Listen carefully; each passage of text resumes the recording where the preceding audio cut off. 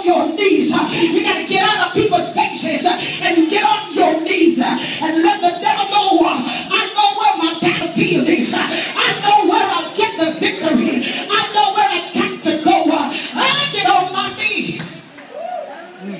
Oh, glory to God. And so he got on his knees. And the Bible said he prayed. And as he prayed, because see, when you pray, because a lot of times people don't understand it, when we pray, we get instructions. There are many things that we cannot just deal with by counseling. Come on. Come on. I told you we're wrestling not against flesh and blood, but principalities and powers, spiritual wickedness in high places. And sometimes when you stand before the counselor, that could be your Judas. I try to turn you away from talking to people, but I'm encouraging you to go to pray first. I said go to pray first. Go seek the face of God first. Because I believe that God will allow some things to happen because you haven't had a breakthrough lately. I'm talking to 3 people. I said God will allow some things to happen because he misses his time with you. And you've been saying, God, I'm doing this and I'm doing that. He said, and how can you serve me when your spirit is empty? Come on. Can't give somebody what you don't have. There you go. I don't know, if you like me, when I don't get a breakthrough and there's so many things going on around me, I get agitated. Do you get agitated, Pastor? See, that's what I'm talking about. We ain't crazy. We just get agitated because, see, when you're hooked up to God, you can handle everything. Come on. But when you get a breakthrough, it's like peace. Peace. Peace be still. You don't have to be worried. You don't have to be, you know what I'm saying? The presence of God will give you rest. Amen? The presence of God, there's no such thing as anger problem. Because he's the Prince of Peace. He keeps you. He's my mind regulated. Hallelujah, Jesus. The old me doesn't have to be resurrected. Hallelujah, Jesus. Because I'm in his presence. He governs. Oh, glory to God.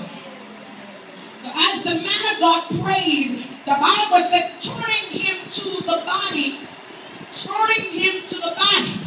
Before confronting that next situation, we got to pray. And then after you prayed, then you can go ahead and try to confront the issue. I'm talking to somebody.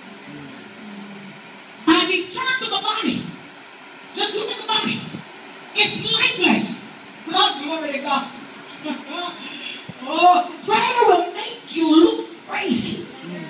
When you come out of prayer, you do the things that you would not normally do. You know why? Because prayer crucifies the flesh. And when you come out of prayer, glory to God, now you're walking by faith and not by sight. And you look at the dead, stiff body, and he spoke to that. Come on, somebody. You want to speak to the thing that's trying to incarcerate you when you get out of prayer. Come on, somebody. You will have power over death when you walk up out of prayer. And that's why the devil don't want you to pray.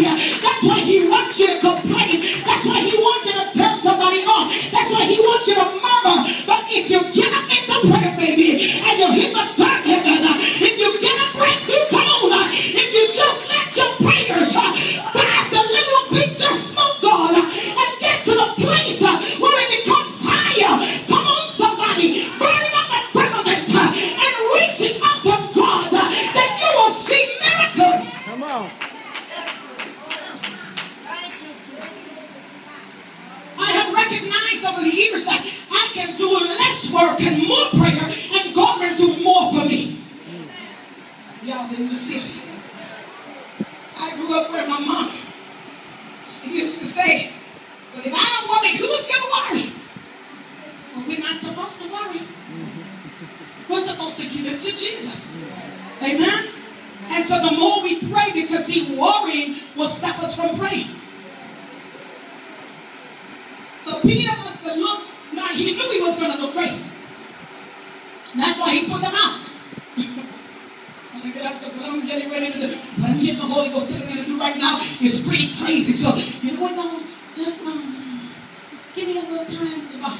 You see somebody where the parent passed away, I just want some time with my dad. Can I just come here with you? And you probably start talking to the body. Daddy, I forgave you. By the time you slapped me, that wasn't what Peter was going to do. Peter said, if I speak to this body where they are, they're going to confuse the conversation. And I know in my spirit that it was not time for her to be dead. Hello, somebody.